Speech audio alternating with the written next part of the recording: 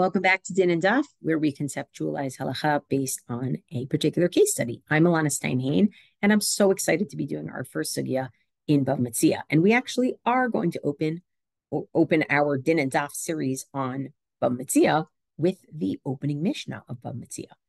When we see on Bet and Aleph that we have Shnaim Ochzin Betalis, two people holding a garment, and they're going to Yachloku B'Shvua, they're going to split its value or the actual garment itself alongside a shvua about their ownership of it. It sort of feels like, okay, here's the paradigmatic case, and this is basically the template for how we're going to deal with contested money or possessions.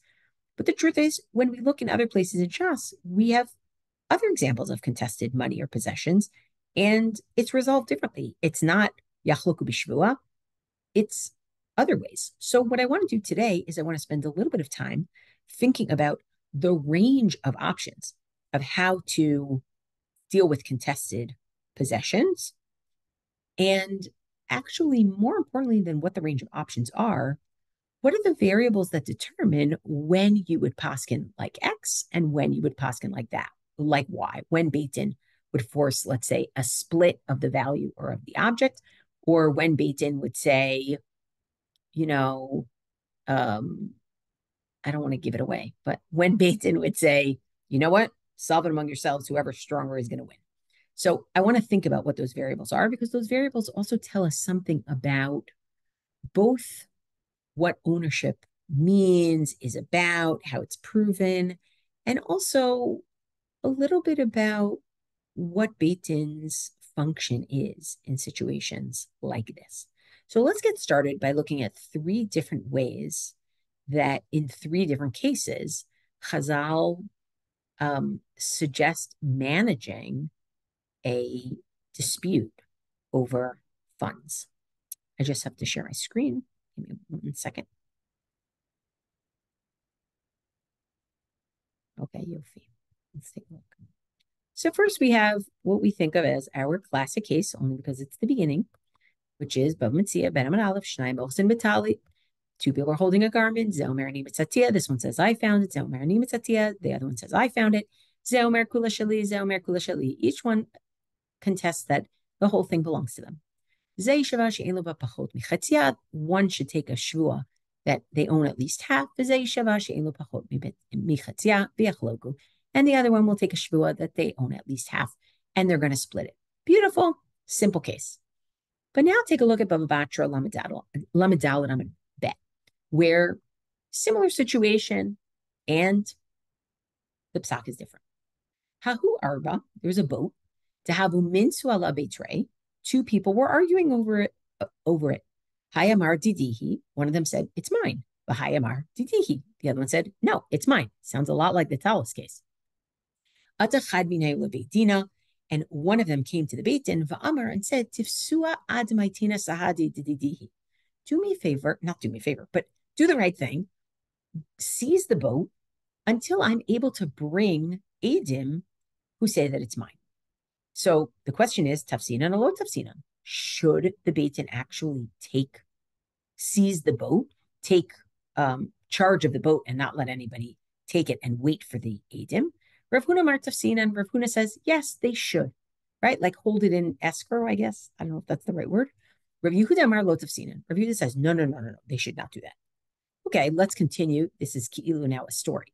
Azal v'lo ashkaf sahadi. This person who had asked Beit Din, hold on to the arba for me, hold on to the boat for me, couldn't find any Adim to say that it was theirs. Amar Lahu, so the guy said, Apkua, you should let the boat go. B'chol dalim gavar, and whoever is stronger, me or the other litigant, is going to win and will get ownership over the boat. So the question is, mapkinan or lo mapkinan?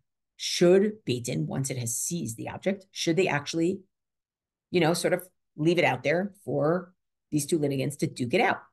Rav Yehuda Amar lo mapkinan. Rav Yehuda says, nope, don't let go of it.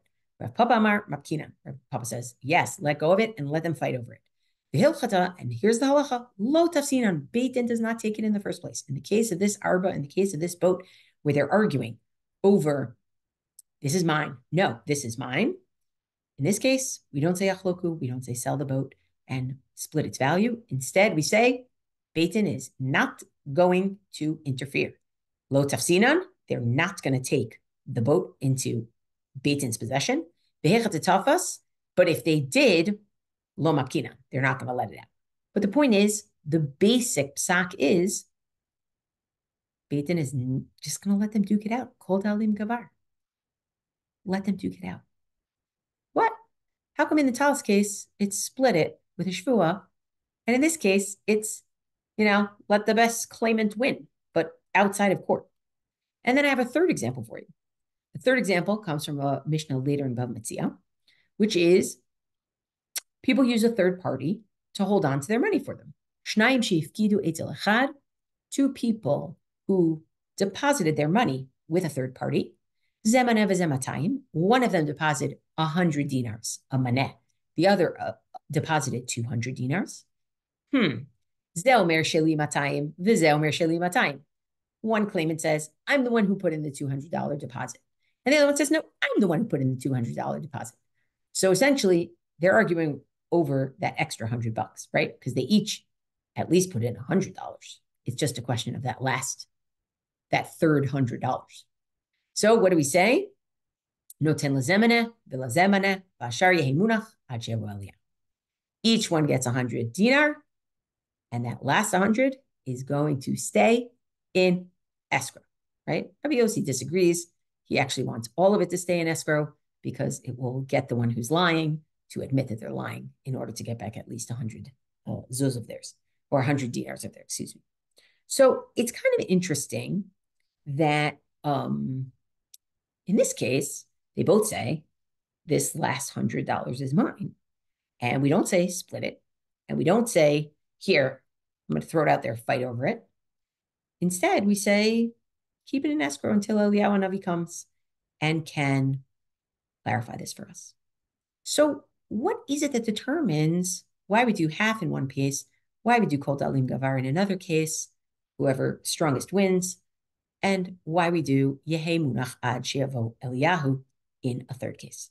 So Tosfot at the beginning of Bava Metzia takes this on and identifies two different concerns or two different variables that are going to determine how Beit Din is going to paskin. Also, I just realized you have the ugly version of this. Let me change it to presentation mode. Sorry about that. Okay. So Tosfot say, V'yachlok Tema. I have a question. This is Tosfot talking about our first case of Shnayim Ochzin B'talis. Okay. Tema, Demai Shna Me'ahi De'arba. How is this different? Why is this different? Really, how is this different from the case of the boat? De'amar kol dalim gvar. That in that case, we say, whoever's stronger is going to win it. In Perek Cheskat Abatim, in Bava Batra. V'yesh lomar, and here's what I think is the answer. De'ochsin shiny, actually holding the garment is different. Why? Dechashiv ki'ilu kol echad yesh lo ba bivadai hachetzi. It's as though, because they're physically holding it, each one has with certainty has half of it, owns half of it. De anan sade, de mai de toughest high de, because we all know that when someone's holding something, it indicates that it's theirs. Okay, so this is the difference between a boat, which no one can hold in their hands, and a garment. In the case of the garment, they're physically holding it. And therefore we say, yachloku, needs a shvua, because we're not paskening like Sumchus, or maybe Sumchus has his own reasons for needing a shvua in that situation. But certainly half. But in the case of the arba, where they're not holding it, we're not going to half it. Okay, let's see if more comes up. V'chein, and you know what? This is the same, say Tosfot, b'mana shlishi. In that case where one deposited 200 and the other one deposited 100, and it's that third 100 between the two of them that's contested, he says, in that case, he says, Dimidami b'gemara latalis, the Gemara actually compares the case of the Yehe Munach Ad She'yavo Eliyahu compares that case to Shnayim Ochzin Vitalis. Chashiv Hahu, there it's considered like what in the case of the deposit? Shahanifkad tofes b'cheskat shnehem. The nifkad, the person who's holding the deposit of that third 100 dinars, it's as though the nifkad is holding it for both of them, ki'ilu heim atzmam muchzakim bo. And it's as though each of them are holding it.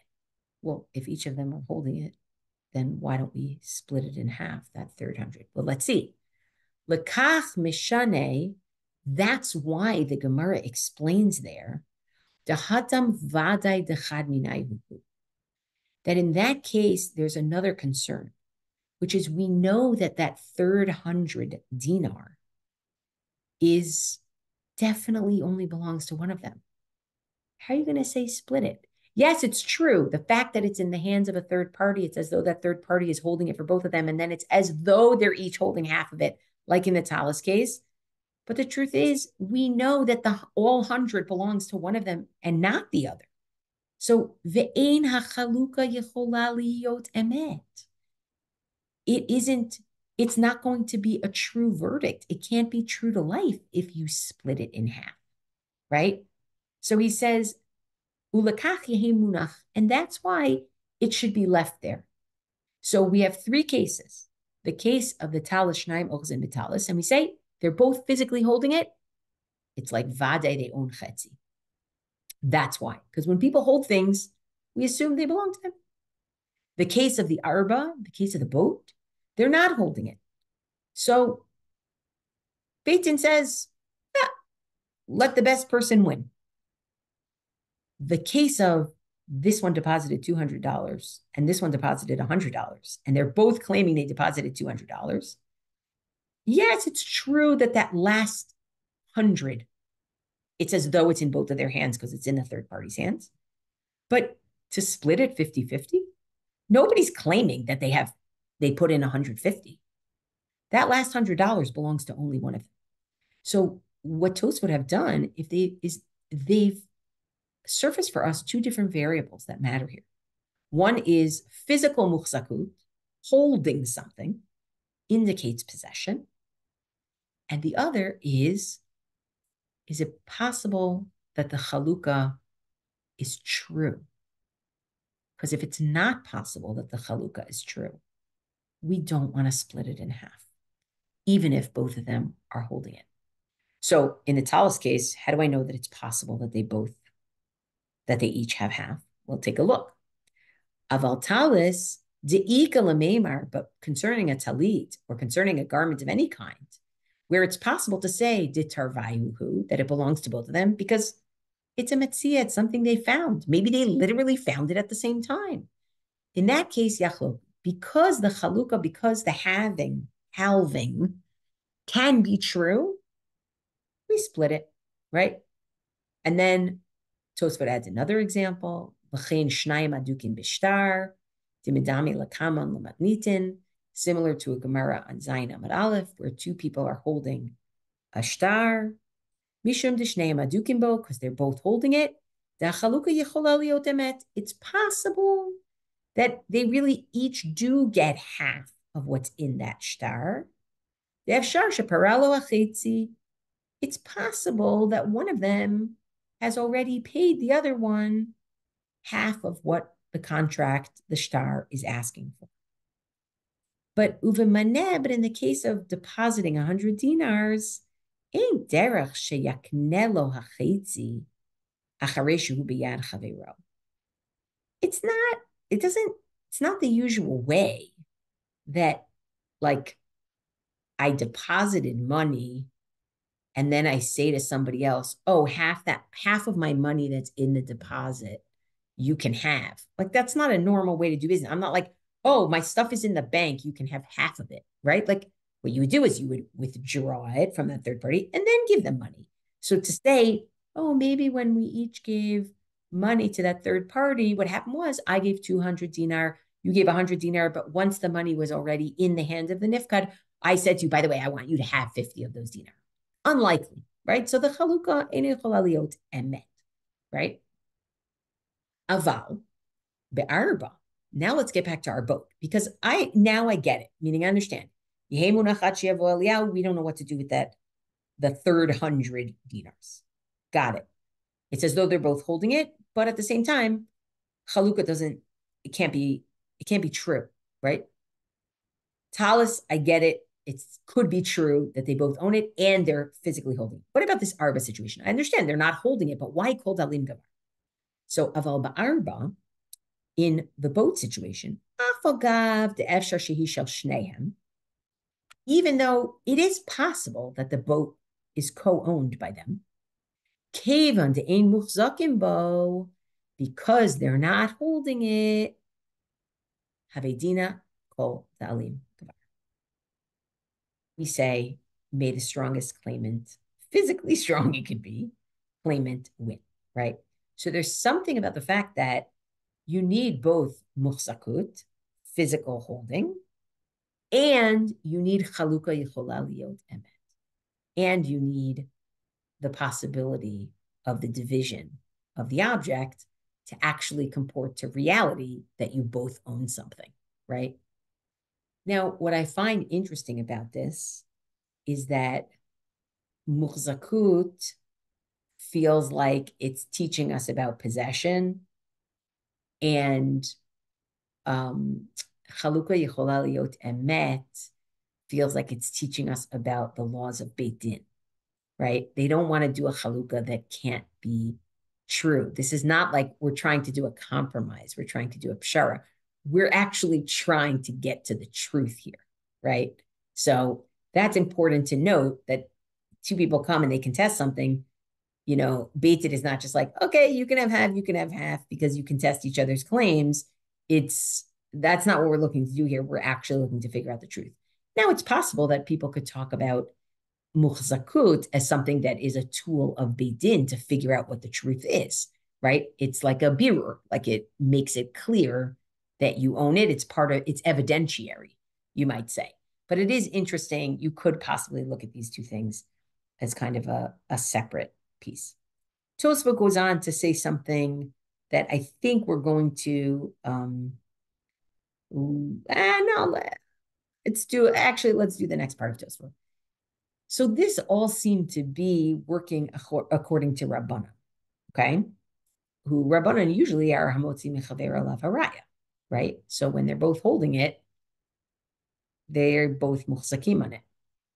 Ula sumchos, so what about sumchos? For him, afagav de'en muhzakim bo. It doesn't bother him if they're not holding it. Ve'ena chalukah li'chola liot emet. And even if the division can't be true, meaning it's unlikely or like impossible, highly, highly, highly improbable that they both own it. For sumchos, that's not the issue, right? Sumchos is essentially saying, contested money, you split it and that's it. It says, but when doesn't it matter? It doesn't matter when there is a situation where even without anybody claiming anything, it is by definition questionable. Now, you saw this in the Gemara in Bava Kama, right? An ox gores, a mommy cow, and the mommy cow has a baby next to it, who, when you come to the scene, is Nebuch, gored and dead, right? Now, the question is, did the goring happen while the baby was inside the mother? If so, the owner of the ox has to pay. Or did the goring happen just to the mother and the baby was already outside of it and maybe the baby died some other way, right? So and then the owner of the ox doesn't have to pay. That is an objective question. That's not because somebody claims this is mine, this is mine. This is just, you come to the scene and you actually don't know. So in those cases, Sumchos would say, even if people aren't holding it, even if the chalukah can't be true, in this case, the only way we can do this is split it, right? Perush shelo b'tanotem yesh safek lebeit din.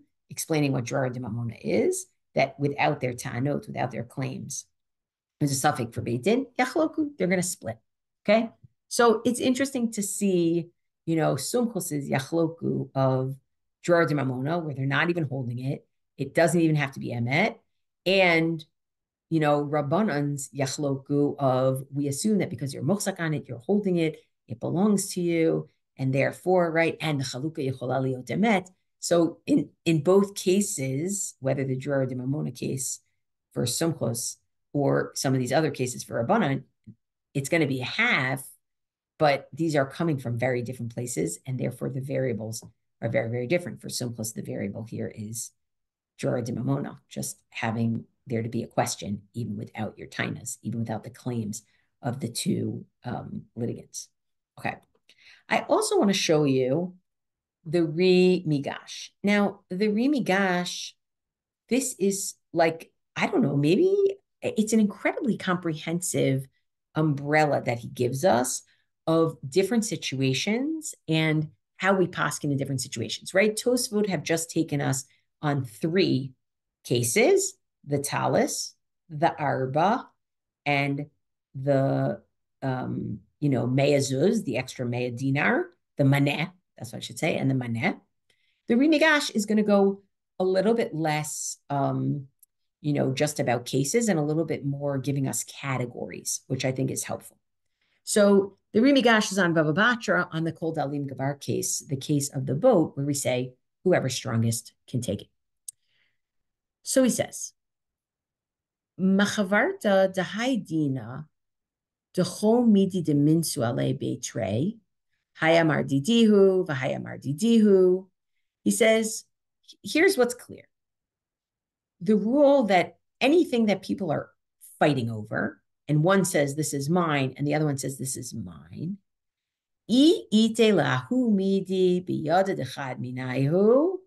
if one of them is physically holding it, ha vaday hamotzi mechaver alav haraya. Who paskin like Rabbanan, the burden of proof is on the other person who's not holding it. I don't have to tell you much more. Like, that's kind of obvious. So that's one category. They argue over something, but one of them is holding it. Looks like muhsakut, holding it, matters a lot. But what about this? But if they are both holding it, the kanaktile, and they're holding it, I don't know, they're holding it and they're holding it. Palgile b'shvua, we divide it, but each one has to take a shvua, right? V'hainu ditnan b'reish Metzia, that's what we say at the beginning of Bava Metzia. Shnaim ochsin b'talis, 2 people holding the garment. Zeo merani misatia v'chulei. This one says, I found it. This one says, I found it. This one says, it all belongs to me. This one says, it all belongs to me. V'hu adinami hech dahaviyahu midi b'reshuta detarbai. Says, by the way, I would say the same thing, not if they're physically holding it, but if the object is found in their joint jurisdiction, meaning in their joint reshut, on their joint property. Or maybe I guess you could envision like maybe their properties abut each other and you could have one object where half of it is in one and half of it is in the other. But I find it like easier to assume that it's a joint piece of property. Okay, so that's our second, right? If it's in one, that creates the muhsakut, hamotzi mechaver alav haraya, the other person has the burden of proof. If it's in both, then we are going to split it using a shvua, whether it's physically in their hands or it's in their reshut, it's in their property of both of them. Okay, what about if it's neither of those situations? And if it's not in either of their hands, if it's in the hand of a third party, that's our manek case. It will sit in escrow until Eliyahu comes and clarifies. And that's the mishnah that we learned before. 2 people who gave a deposit to another person. One gave 100, the other one gave 200. Each one claims that it was the 200 that they deposited. And they each take only 100 zuz home or 100 dinar home, and the rest of it is waiting until Eliyahu. Okay, great. So that's what we have in the hands of one of them, in the hands of two of them, pligi b'shvua, right? Pali b'shvua, split it in half. In the hands of neither of them, yehemunach ad she'yavo Eliyahu, if it's in the hand of a third party. What if it's not in their hands and it's not in the hand of a third party? Take a look. V'ilav bi'ad shlish, who, if it's not in the hand of a third party, ela derami b'reshut harabim, instead it's just sitting in the reshut harabim. Inami b'reshuta deleti lechad minai, or it's sitting on some random property that doesn't belong to either of them. Ihavu tanata didhu tanata leika deika lamekam ala demilta. If their taina, if their claim is something where you can ultimately prove it, right? Then, kigon ze omer shali v'ze omer shali, one side, they're giving you an example of where you might be able to prove it. You may be able to find out. One says, this is mine. The other one says, this is mine. Ze omer shalavotai, ze omer shalavotai. This one says, this is my parents. This belongs to my parents. The efsher to atusade. It is possible that Edom will come, but Amri kechad minai, and will side with one of them. Kevan deika lamekam ala demilta, because we can at some point prove it. Lo palkina lebadai. We are not going to split it. Not because they're not muchazakim, not because they're not touching it and holding it like Tosfot say, but because it is possible that someone's going to come along and say, this belongs to so-and-so. Ella kol dalim gavar. Instead, the Beit Din is going to say, whoever is stronger gets it. And the other person then becomes, the other person then becomes, if they want to take it out of that person's hands, they're going to have to bring Edom in order to do it, right? So this is a little bit different than what we saw in Tosfot, which is, it's not in the hands of one of them. It's not in the hands of both of them. It's not in the hands of a shalish. It is out there in their Reshut HaRabim, or it's in some Reshut that doesn't belong to either of them. And it is possible that Edom might come and tell us something. And therefore, Beit Din is not going to split it. Last case, what if it's a situation, it's not in the hands of one of them, it's not in the hands of two of them, it's not in the hand of a shalish, the third party. It is not something where you can have Edom come and tell you. Kigon, such as, Tahava midi de istapak le meikara. Like something where the uncertainty is from the beginning. Tahavale mamun hamutal besafek, meaning it's money that is questionable, meaning the belonging of it is questionable. Hecha deika drar de mamona. In a case where there's drar de mamona, meaning there's already, without anybody claiming anything, there's already a question. Kigon hamachlif para bechamor b'chule yachlok, right? Like the case where we bartered a para for a donkey, and it turns out the para has a baby there. Was that before? Was that after the transaction? Whose is it? That's dimamona. That's not because of somebody's claim. We actually factually don't know. Right? So then, yachlok, we're back to, let's split it up. Right? Now, let's split it up. He doesn't say with a shvua. He just says, let's split it up. And he doesn't clarify whether he sounds like he's talking about even Rabbanan, because he started with Hamotzi Mechaber Lavaraya. He didn't start with Sumchus, right? Okay.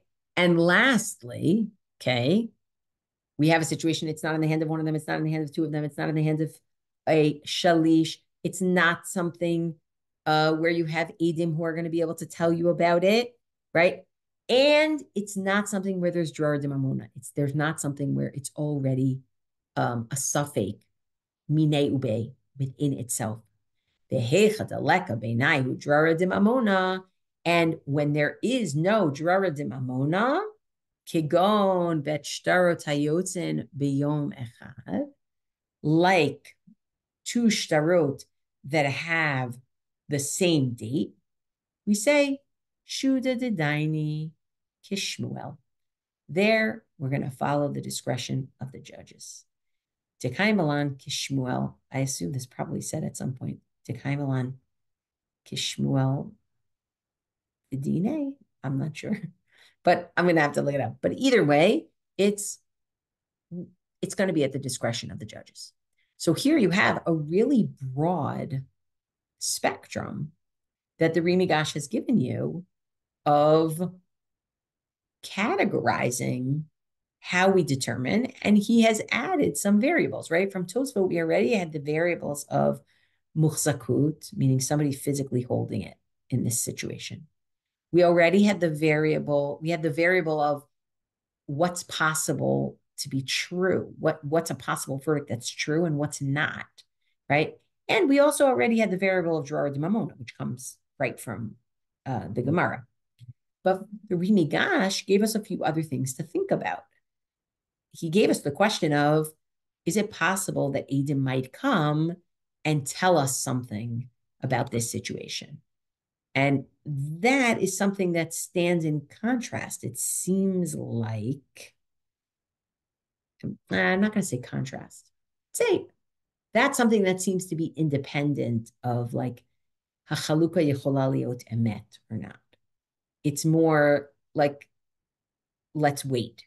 But it's interesting that that doesn't lead Beit Din to seize the object. It leads Beit Din to say, all right, fight over it. And whoever gets it, the other person is a motzi mechaver lavaraya, and they have to bring Eden. I hope. Oh, actually, I want to do one more thing. Right? Tosfot and Bava Metzia give yet a third reason why in the Arba case we say Kol Dalim Gavar, and that is Ba'arba Kevan de Ika Ramai, because one of them is lying. Lo Yachloko. We're not splitting it. Elahave Dina Kol Dalim Gavar. The din is whoever is strongest is going to get it, right? So we have three different reasons for why we paskin Kol Dalim Gavar from three different Rishonim. I mean, not all the Balei Tosfot are the same. I hope that what this did for you is it gave you like a quick overview of something that sometimes feels a little bit messy and a little bit confusing. Like, why is this case different from that case, right? So we're starting to make a little bit of Seder even as we start Bava Metzia. Enjoy your learning, and we'll see you next week.